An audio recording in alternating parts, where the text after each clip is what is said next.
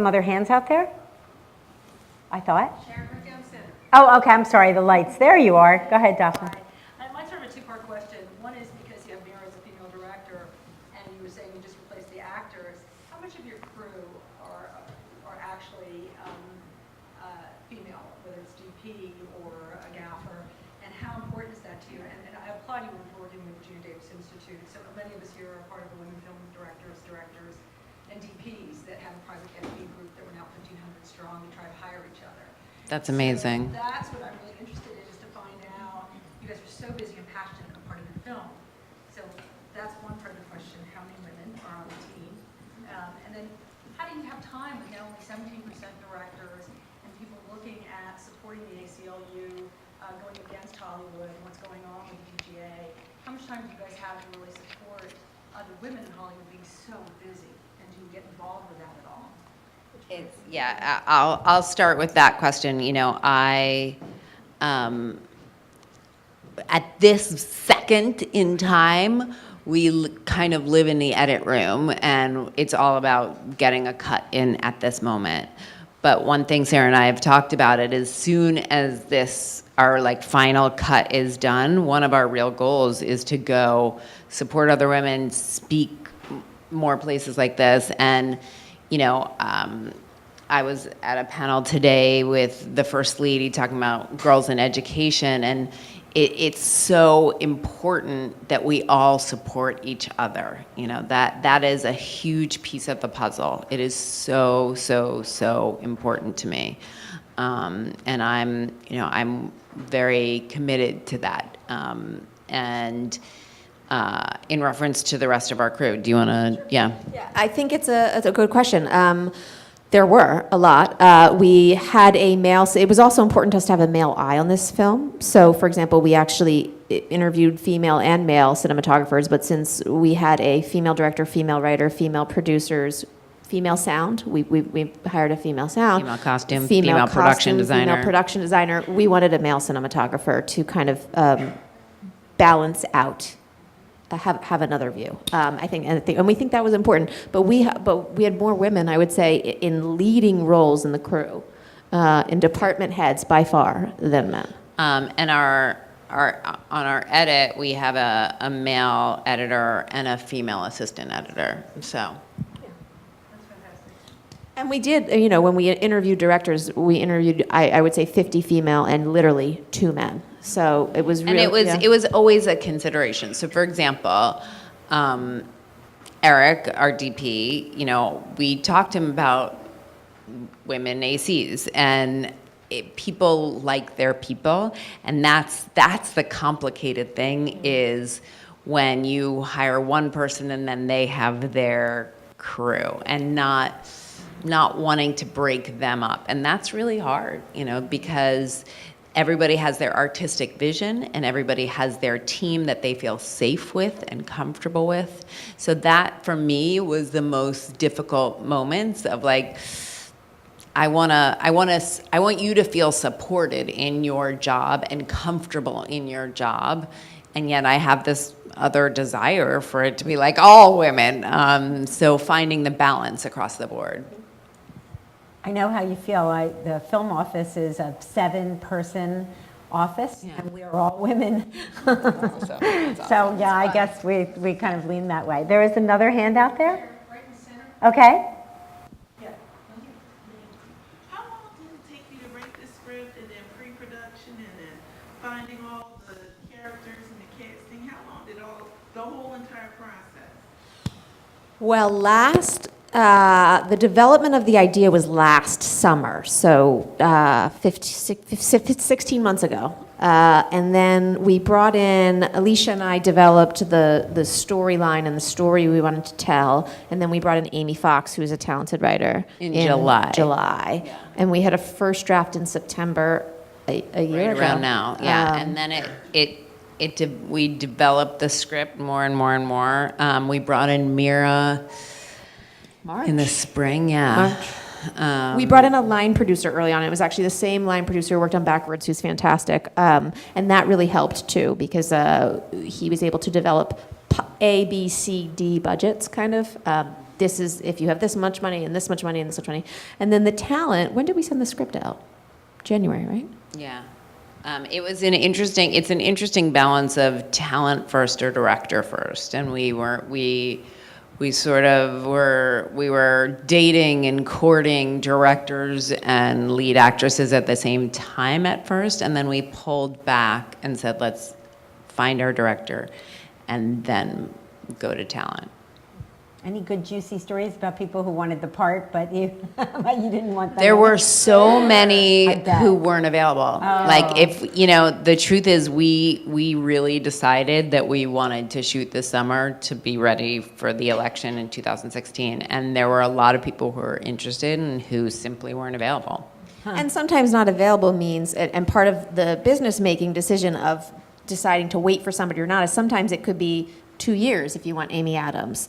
And then you could say, yes, I'll wait. And I'm making up that name. We never went to Amy Adams because she's too young for this role. But anyway, Amy Adams, you wait 2 years, and then Spielberg comes along and asks Amy Adams to do something else, and she leaves. And that happens so much. So we weren't interested in that process. We were interested in who's working in July and August. Right. And a lot of actresses take the summer off with families. That was fascinating. fascinating to us. So here's 2 great examples. Kate Blanchett is booked 2.5 years in advance. And we just didn't want to wait 2.5 years, as amazing as she is. But some phenomenal actresses who really loved the script really like to take the summer off. And if you're working full time and the summer is the only time with your family, and this is the 1 month, I get it. I certainly feel that way sometimes. I missed my kid like crazy this summer. And that's one of the biggest dilemmas of the working actor. Yeah, I can imagine that's really an issue. Yes. Oh, there you are. I'm Valerie. This is great. Thank you so much. Really insightful. I am a singer-songwriter and an actor, and you brought up music earlier, and that really perked up my ears because I'm very interested in getting my music on soundtracks. So I was wondering what your process is for going about that. Well, you should give us your card. And we have not done any music decisions, so you should go to things like this and hand us your card. Yeah. I mean, the music process in a film comes later. So, you start to listen to music now and you've temp music now, but really you need a cut of the film that's more of a final cut before you know what needs music and how long the cue is and la la la. But I personally don't have experience with singer-songwriters in terms of how best to break in that sense. But I would say, we are always wanting to find the next singer-songwriter who will give us a song because that's what we want. And talk to the Philly Film Office Yeah. because they I was register gonna say. with them. Yeah. We are, you should come and talk to us. We are actually working right now on a very ambitious program to take musicians, writers, singers, bands in every genre and helping them to get their music licensed for film and television and TV commercials and gaming. And so I'm sure that we will be having one of these seminars probably next spring when we really have it all nailed down and we're able to go public on it. But it's something that we're very committed to, is not just the acting talent and producing and directing talent, but also the incredible music talent in the Philadelphia area. So we'll be talking about that later on. So come tell us afterwards. Was there another question out there? Yes? Oh, yes, go ahead. I have 3 questions, but they're Tom? really easy. One is a yes or no. Any crowdfunding? No. Okay. How many people make up your producers team? 2. The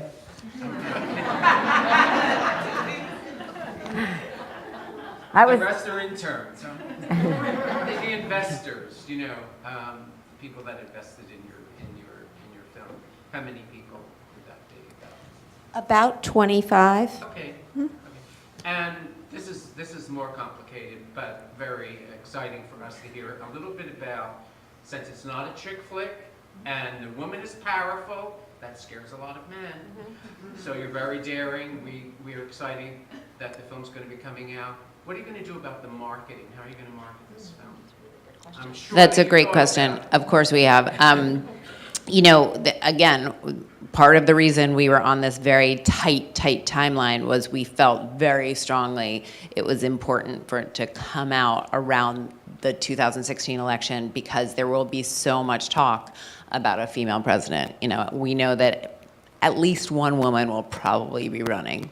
So that was a big part of our marketing plan, and from the inception over a year ago, and that was fully Sarah's idea. And additionally, you know, I would say that first person I spoke to when we were first coming up with this idea is a woman who works with a lot of nonprofits, and I work with a lot of nonprofits that are all about bringing more women to the table. So there's a lot of that kind of grassroots action happening. And then additionally, a lot of our investors work at the big banks, and all of the big banks have these programs about bringing more women to the table, and we feel will really support that. Bloomberg's another piece of that puzzle. We've already had conversations with places like, I think I can say Refinery 29, you know, which is a big new media company who wants to support us. There's a lot of nonprofits and places where we've already begun relationships in that crowdfunding way. And that's a conversation we had many times. Since we're not crowdfunding, how do we create that grassroots experience without that funding?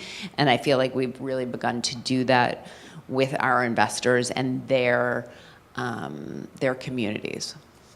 And then just the final point about how we want specifically men engaged that we don't know.